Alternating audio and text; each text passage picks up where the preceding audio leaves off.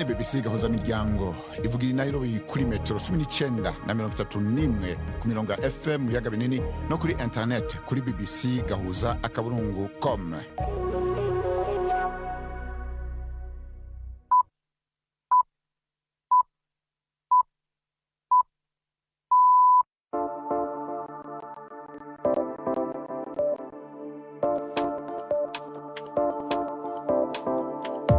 Ni isaha imwe n'igice z'ijoro i Nairobi, ni isaha 12 n'igice z'umugoroba mu Burundi no mu Rwanda.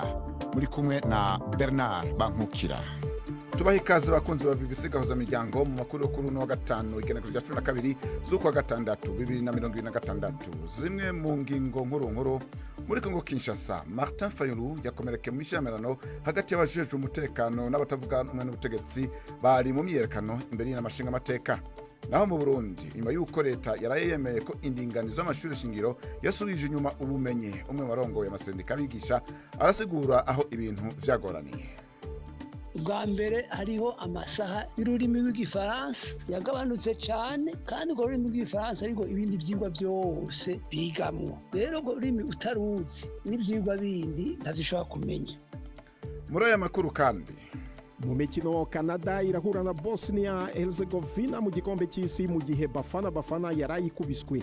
Amakuru y'imikino ntabacike, Gendi Yves Bucyana. Aya makuru ahagarariwe na Latifa Mutesi. Idonido ni nyuma y'amakuru avuga hirya no hino ku isi dushikirizwa na Anne-Marie Niwemiza. Ibinyamakuru muri Amerika byatangaje ko leta ya Washington yatehira byaba byamaze kumvikana ku masezerano yo guhagarika intambara nyuma y'ibiganiro byamaze amasaha menshi mu ijoro ryakeye ku buhuza bwa Qatar na Pakistan.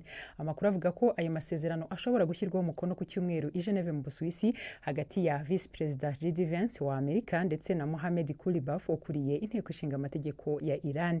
Biravuga ko ayo masezerano arimo guhagarika imirwano ku mpande zose ndetse no muri Liban, kurekura umutungo wa Iran wari warafatiriwe hamwe no gufungura byuzuye umuhora wa Hormuz n'ubwumvikane kuri gahunda ya Iran y'ingufu za nucleaire.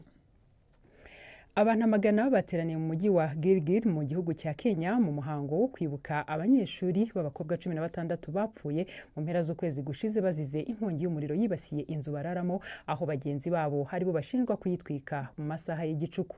Imiryango y'abapfuye yashyize indabo ku masanduku arimo imibiri y'abana babo, ari nako ikomeza gusaba ubutabera. Abanyeshuri 9 bafashwe bakekwaho kugira uruhare muri uwo muriro baracyafunze mu gihe iperereza ryo rikomeje. Hashize umwaka umwe indege ya Air India iguye igahitana abantu 260. Urwego rushinzwe gukora iperereza ku mpanuka z'indege mu Buhinde rwasohoye amakuru mashya ajyanye n'iyo mpanuka, ariko ntirwashyiramo ibisobanuro birambuye. Iyo ndege yo mu bwoko bwa Boeing 787 yari ihagurutse i Ahmedabad yerekeza mu ku kibuga cy'indege cya London, ariko igwa mu gihe kitageze no ku munota umwe nyuma yo guhaguruka. Iyi ni inkuru ya Azade Moshiri mu ijwi rya Latifa Mutesi. Iyi yari imwe mu mpanuka z'indege zikomeye kurusha izindi zigeze kuba mu mateka y'Ubuhinde, kandi nyuma y'umwaka wose imiryango y'abayiguyemo iracyategereje ubutabera. Nk'uko biteganywa n'amategeko mpuzamahanga y'indege, urwego rushinzwe iperereza mu Buhinde rwagombaga gutanga amakuru agezweho kuri uyu munsi yibuka iyo mpanuka, nubwo umwanzuro wa nyuma ushobora gutinda. Mu itangazo rwasohoye rwihanganishije ababuze ababo. Imiryango y'ababuze ababo yabwiye BBC ko gutangaza umwanzuro byarenze igihe byari byaragenewe, kandi ibyo bikaba bitabashimishije. Umukuru w'ishami ry'umuryango w'abibumbye rishinzwe kurwanya sida yavuze ko igabanuka rikabije ry'inkunga mpuzamahanga ryashyize mu kaga gakomeye gahunda zo guhangana n'iyo ndwara. Umwaka ushize abahabwa umuti witwa PrEP bagabanutseho hafi 40% ugereranyije no muri 2024, naho abarenga miliyoni imwe bo ntibongeye kuwuhabwa mu bihugu birimo Nigeria ndetse na Uganda. Uyu muyobozi yongeyeho ko inkunga igenerwa udukingirizo nayo yagabanutseho ku kigero cya 90% mu bice bimwe na bimwe. Winnie Byanyima uyobora Onisida yavuze ko igabanuka ry'inkunga harimo no guhagarikwa kwa USAID aricyo cyateje ihungabana rikomeye kurusha andi yose yigeze kubaho. Bernard. Urakoze Anne-Marie.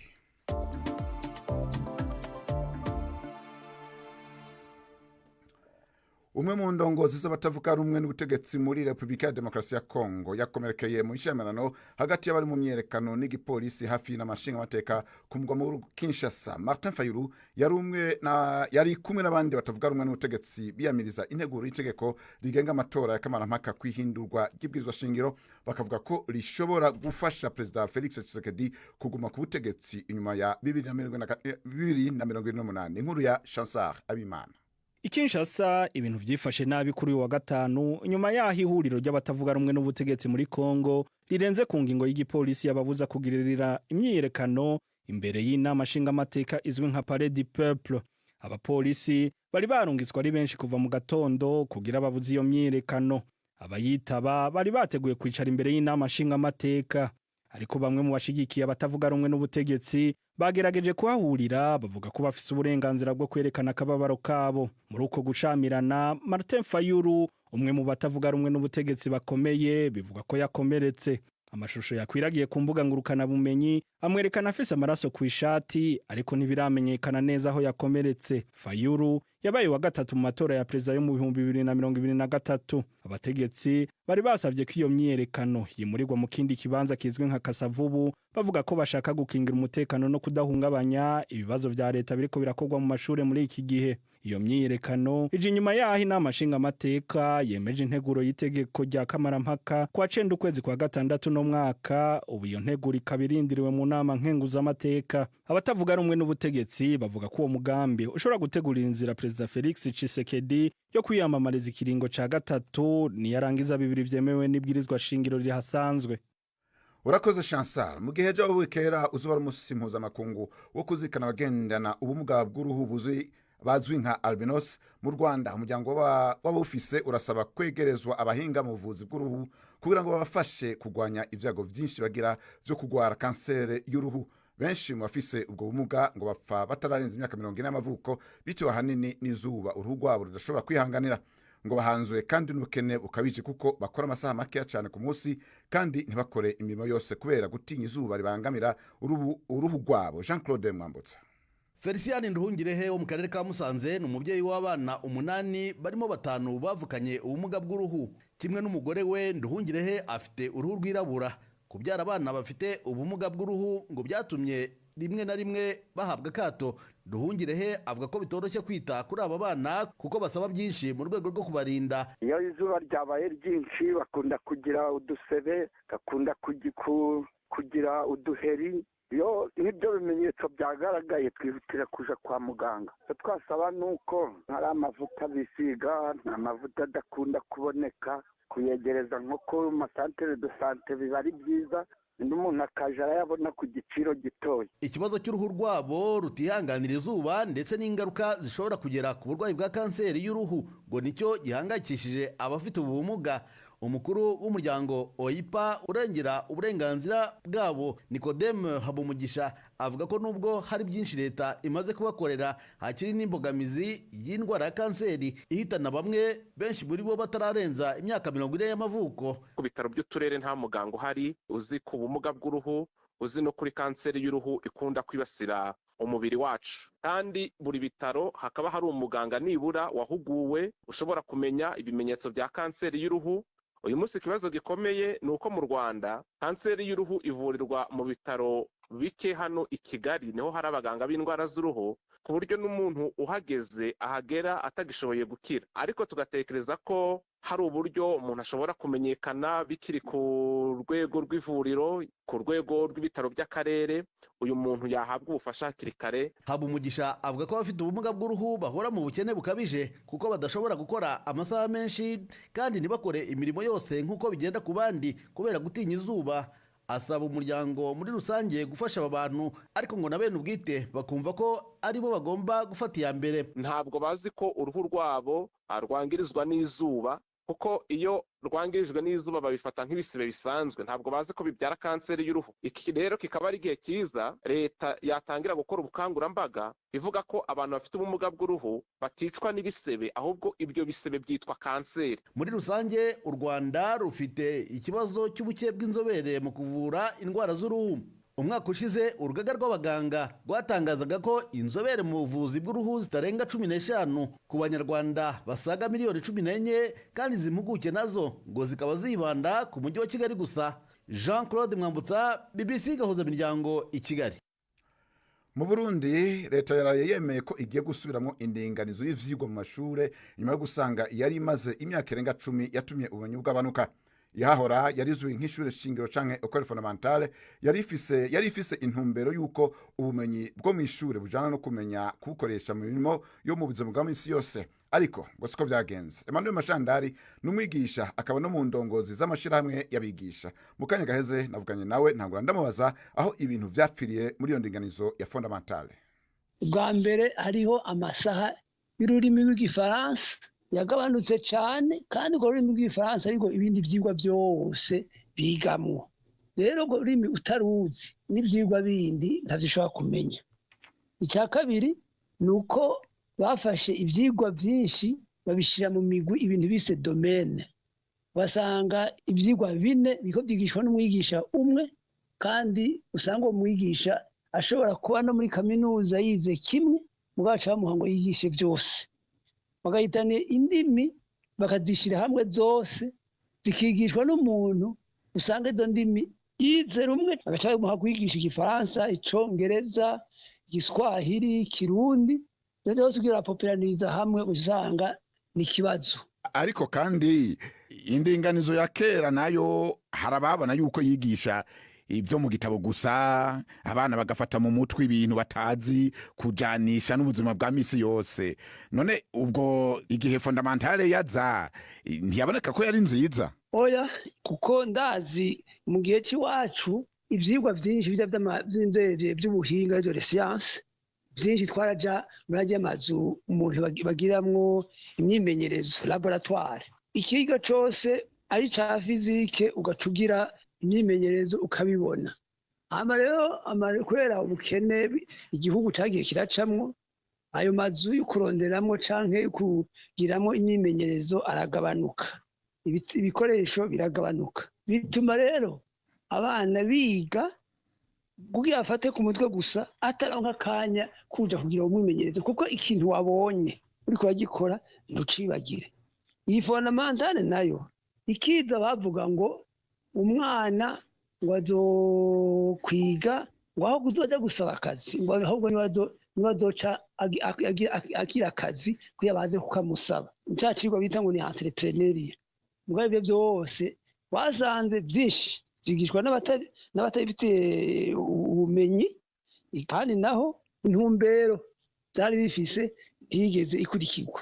Iyi mpinduka umushikanganje wa mbere yarayavuze, hagiye guhinduka iki neza na neza kuvyo muzi? Hariho inuzeye umugwi warashizeho n'inzeye n'ubushikanganje bw'indero. Uwo mugwi nari mu ndabizi, twe twasabye yuko wogaruka kwigisha umwanya ukwiye ururimi rw'ifaransa n'umwanya wo kwiga ivyigwa ukwiye, tukava kuri myaka 3 yo kuva mu 2009 gushika ku myaka 4, hanyuma n'ivyigwa bigasubirwa mu ngena bipanze.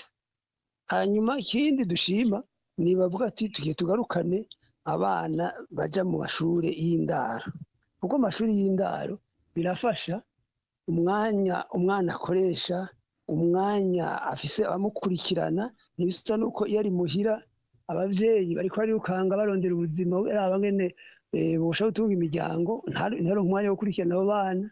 Hari abavyeyi baraciye ku ntebe y'ishuri, abo onye ntashaka gukurikirana umwana ngo amufashe ivyigwa, kuko nabonye ntavyo bazi. Je nibaza yuko ahubwo mu mpindukire ikiraba kongereza amasaha y'urwo rurimi rutuma abana batahura ivyo bariko bariga ni kimwe. Ubwa kabiri nuko bosubira hajya mu mashuri y'intango, abarimu bigisha bonyene bakabanza bakabigisha kugira ngo batahure ivyo bariko barigisha, gutyo abana baca baduga bafise ubumenyi. Uyo rero yari Emmanuel Mashandari, no mwigisha akaba no mu ndongozi z'amashirahamwe y'abigisha.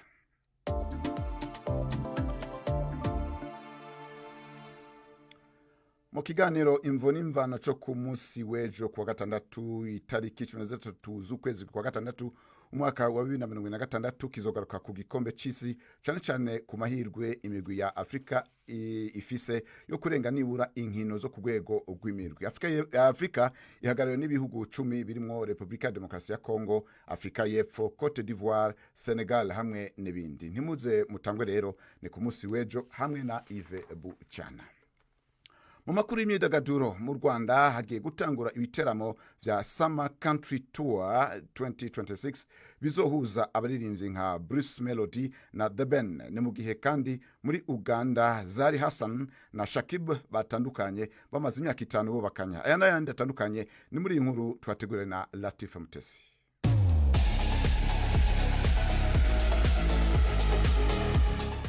Duhereye mu Rwanda ejo kuwa gatandatu hazatangira ibitaramo bya Summer Country Tour 2026 bizatangirira i Musanze. Ni ibitaramo bizahuza abahanzi barimo Bruce Melody, The Ben, Kitoko ndetse n'umuhanzikazi Bwiza. Ntabwo ari kenshi Melody na The Ben abahanzi bafite abakunzi benshi mu Rwanda bahurira mu bitaramo bimwe. Ubu nabo hanzi ya Kigali bagiye kugira amahirwe yo kubabona mu gitaramo kimwe. Mu byumweru biri imbere ibi bitaramo bizakomereza no mu ntara nk'iya Nyagatare no mu Bugesera mbere yuko bisorezwa i Rubavu mu Burengerazuba bw'u Rwanda.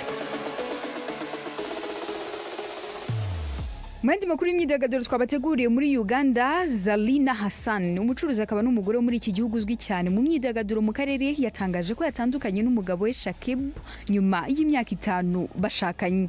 Zali yashyize itangazo kuri Instagram rivuga ko bombi bumvikanye kuri icyo cyemezo kubera ibibatandukanya bidashobora kuba byashoboka mu buryo bushobora gutuma basubirana. Shakib nacyo haravuga ku itangazo ryasohowe na Zali. Zali na Shakib ni couple yatangiye gukurikiranwa n'abantu benshi kuva batangaza umubano wabo mu mwaka wa 2022 nyuma y'uko Zali yari yamaze gutandukana n'umushoramari Geoffrey Kimela uzwi muri Uganda nka JK Chopa. Mu mwaka wa 2023 Zari na Shakib bashyingiranywe mu muhango wa Kisilamu wabereye i Pretoria muri Afrika y'Epfo, igihugu Zari atuyemo ndetse akaba anakoreramo business. Mu itangazo ryo gutandukana na Shakib, Zari ntabwo yavuze ibirambuye ku gitumye batandukana, gusa avuga ko bazakomeza kuba inshuti mu rugendo rwabo buri umwe ukwe.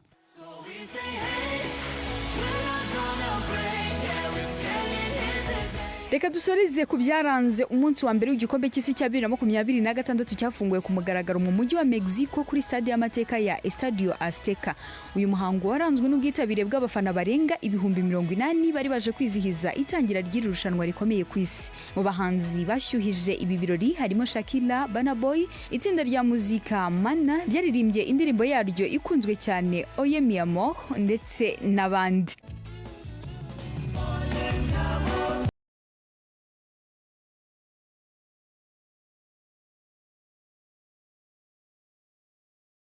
Nawe yitabiriye ibi birori aho yaririmbye indirimbo yubahiriza igihugu cya Afrika y'Epfo. Biteganyijwe kandi ko azongera gutaramira abafana mu birori byo gufungura imikino i Los Angeles muri Leta Zunze Ubumwe za Amerika. Kandi gashya kabaye muri iyi mikino ni imyigaragambyo yakozwe n'abantu bavuga ko bafite ababo babuze mu ntambara yo kurwanya ibiyobyabwenge. Polisi yahise itabara kugira ngo igenzure umutekano, aho bivuga ko abana magana bari bitabiriye iyo myigaragambyo. Muri rusange itangira ry'igikombe cy'isi cya 2026 cyabaye ibirori bikomeye byahuriyemo umuco, umuziki ndetse n'umupira w'amaguru, ibitanga icyizere cy'irushanwa rizaba ridasanzwe. Latifa Mutesi, BBC Gauza Amerika.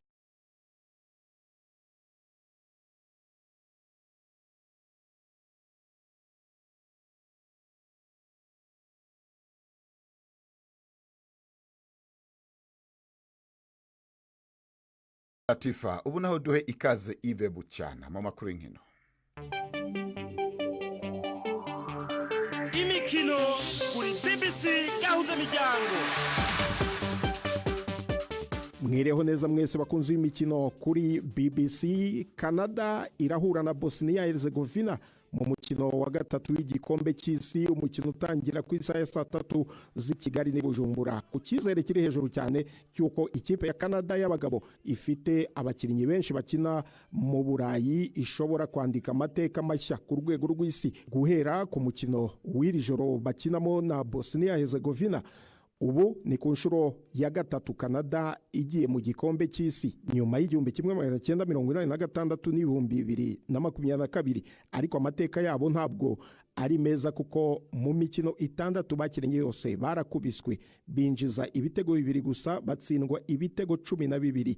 Bahabwaga amahirwe menshi yo kuba ikipe yatungurana mu mikino y'igikombe cy'isi cyo muri Qatar 2022 kubera imyitwarire myiza bari bagize mu gushaka itike, ariko baje kurushwa bikomeye mu itsinda ryabo ryarimo Ububiligi, Croatia na Maroc. Izi zo zanageze muri kimwe cya kabiri. Gusa nyuma y'imyaka 4 Canada imaze kugira ubunararibonye bwinshi mu marushanwa mpuzamahanga yo ku rwego rwo hejuru ndetse n'inkunga y'abafana babo mu rugo. Abanyakanada ubwabo bafite icyizere gikomeye cy'uko Canada izaba ikipe yo kwitondera no guhanga amaso cyane. Ejo kuwa gatandatu no kuvuga mu rukerera rw'iri joro Amerika nayo irafungura imikino yayo ihura na Paraguay, mu gihe Qatar ejo ku isaha ya 3 izahura n'Ubusuwisi.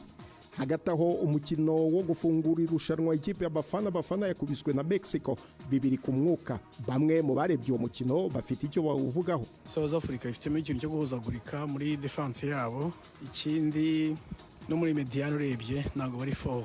Gusa Mexico yagaragaje umupira mwiza, kandi South Africa nayo twitwara neza, ariko urebye ko nayibonye nawe nta musayi za Africa.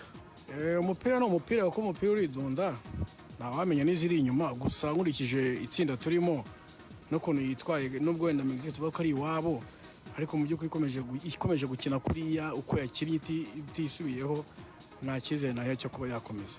Afrika y'Epfo nta kintu nabonye mu Afrika y'Epfo ko twari tuyiteguye, ntago ariko twayibonye ko wasangaga twari tuzi ko nyine ari butanga umukino. Mexique nayo ni ikipe ikomeye yo muri Amerika y'Epfo, ariko ntabwo yari ikipe nyine yagakwiye kuza ngo itsinde muri buriya buryo. Afrika y'Epfo rero yantangaje, bayitsinze mu buryo ubona ibyo yakinaga, wabonaga ntabwo yahuzaga umukino. Mediane wabonaga afite ikibazo, ikora amakosa menshi, ari naho havuyemo amakarita 2 atukura.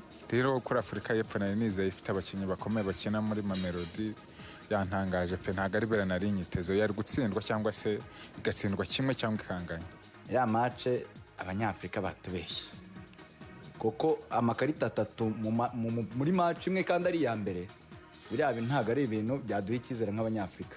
Nanjye nanjye nahirebeye ahantu abo twari kumwe benshi babuze icyizere muri South Africa, baravuga ati twe dushaka ibyishimo reka twifaniye Mexique. Ariko simbarenganya kuko South Africa umupira baduhaye wari mubi pe mu buryo bugaragara. Mu mukino wundi wo mu itsinda rya mbere, Korea y'Epfo nayo yakubise ahababaza Repubulika ya Czech ishota ibitego 2-1. Mu yandi makuru, impuzamashyirahamwe y'umupira w'amaguru mu Burayi UEFA yagennye umusifuzi w'umunyasomaliya Omar Abdul Kadir Altan nk'uzayobora umukino wa UEFA Super Coupe. Iki cyemezo kije gikurikira ibibazo uyu musifuzi yahuye nabyo byo kwimwa visa yo kwinjira muri Amerika gusifura igikombe cy'isi. Ayo niyo makuru y'imikino nabateguriye. Gendi Yves Bucyana.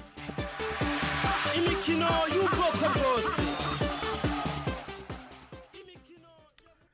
Nuko rero abakunzi ba bafana mwihangane ngo haburana babiri hagatsinda umwe. Ku isa 12:52 gikongoro mu Rwanda cyo kimwe no mu Camazi mu Burundi. Twakire Yvette Kabatesi mu kiganiro baza muganga ku kibazo cya cholesterol.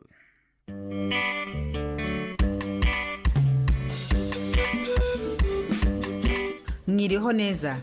None turasubiza Ingabire Jean Marie Vianney wanditse abaza kuri cholesterol ikunze kuvugwaho kugira ingaruka mu mubiri w'umuntu. Turi kumwe na muganga Jean Baptiste Amani mu bitaro bya Kaminuza bya Kigali.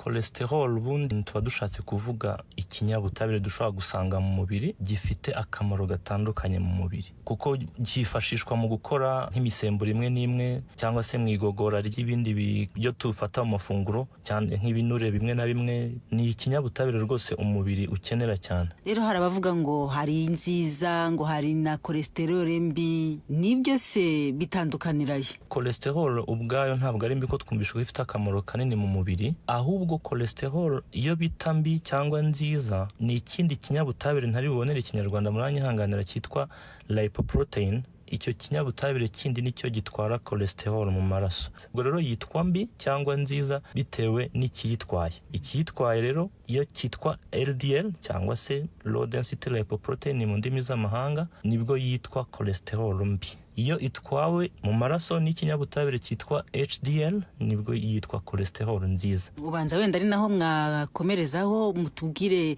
ubwo bubi n'ubwiza aho butandukanira naho buturuga. Yego, LDL navuze haruguru low density lipoprotein yitwa cholesterol mbi kuko ihuzwa n'indwara nyinshi zibasira umutima. Ni ukuvuga ngo iyo cholesterol ari nyinshi umwijima se cyangwa umubiri ukora iyo LDL nyinshi igatwara cholesterol yikura mu mwijima iyijyana mu bindi bice by'umubiri cyane cyane harimo n'imitsi igaburira umutima cyangwa se ibindi bice by'umubiri. Aho ngaho niho iyo LDL ikunda kugenda gutereka cyangwa se gushyira iyo cholesterol. Iyo rero igeze muri iyo mitsi igaburira umutima cyangwa se indi mitsi igaburira ibindi bice by'umubiri nk'ubwonko, impyiko n'izindi nyama, iyo LDL yifatanyije kuri cholesterol kuko izo ngingo zikeneye cholesterol niyo igenda ikitekera muri iyo mitsi, none bikaba yatuma umuntu agira indwara zimwe na zimwe z'umutima, ibyo bita ischemic heart disease cyangwa se indwara zifata umutima. Icyo gihe urumva ko iyo cholesterol ubwayo ntabwo ari mbi kuko utwo tunyabugingo turazikeneye twaho hantu yagiye, ariko biba bibi kubera ibyo iyo LDL cholesterol ihastera, nibwo yitwa mbi ku bwinshi. Noneho yitwa nziza ya HDL cholesterol navuze haruguru ko ahubwo noneho igenda igakura cholesterol yabaye nyinshi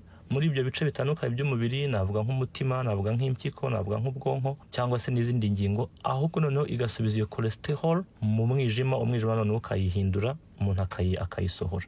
Tuzi kenshi ko nyine cholesterol bayisanisha n'umubyibuho ukabije, ndabesha?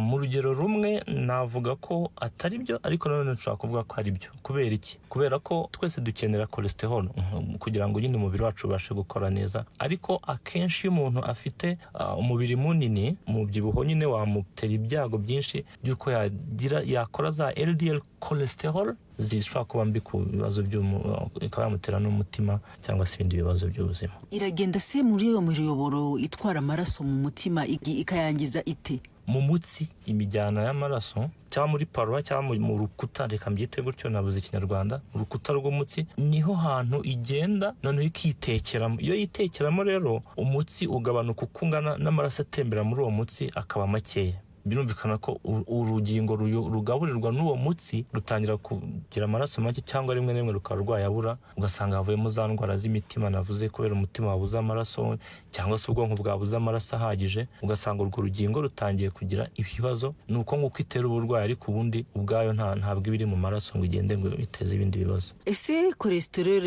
yo twakwita mbi ku muntu yifite ni ibintu bikosorwa? Ni gute se ubundi umuntu yakora kugira ngo agire ya indi nziza? Akenshi hari ibikosorwa n'ibidakosoka. Ubwo rero ibishobora kwirindwa birumvikana n'ibyo twe dushobora kwinjiza mu mibiri yacu cyangwa se tugakontrola cholesterol dushobora kuba twakonsoma nk'abantu. Hanyuma ibitabasha guhinduka wenda bitewe n'uko umuntu ateye, ahanini hari indwara yitwa familial hypercholesterolemia, yo nta kinini wabikoraho rwose usibye gufata imiti. Ariko kugira ngo wongere cholesterol yandi twise nziza yandi twita HDL cholesterol, ubushakashatsi bwagiye bugaragaza ko ahanini yongerwa no kwirinda gufata amafunguro akize cyane mu binyabutabire twita ibinure cyangwa ibintu birimo amasukari cyane, cyangwa se gukora imyitozo ngororamubiri. Imyitozo ngororamubiri byagaragaye cyane ko izamura ikigero cya ya HDL ariyo cholesterol nziza, ikura cholesterol mu mitsi cyangwa se ikayigora mu mwijima kugira ngo isohoke. Umwijima urayikora cyane iyo umuntu akora imyitozo ngororamubiri ugereranyije n'umuntu udakora imyitozo ngororamubiri.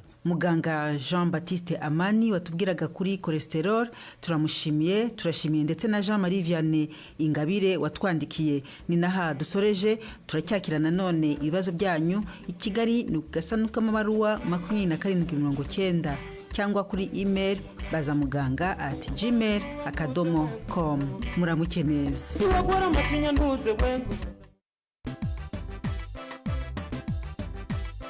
Ibiganiro bya BBC gahuza miryango mukunda nk'amakuru, imvo n'imvano, urunana, ikiganiro cy'abagore cyangwa bazamuganga, ubu biraboneka kuri podcast. Jya kuri bbcgahuza.com maze ushake ahari podcast. Amakuru yose y'uko podcast ikora n'uko wayishyira muri telefone yawe byose urabihasanga.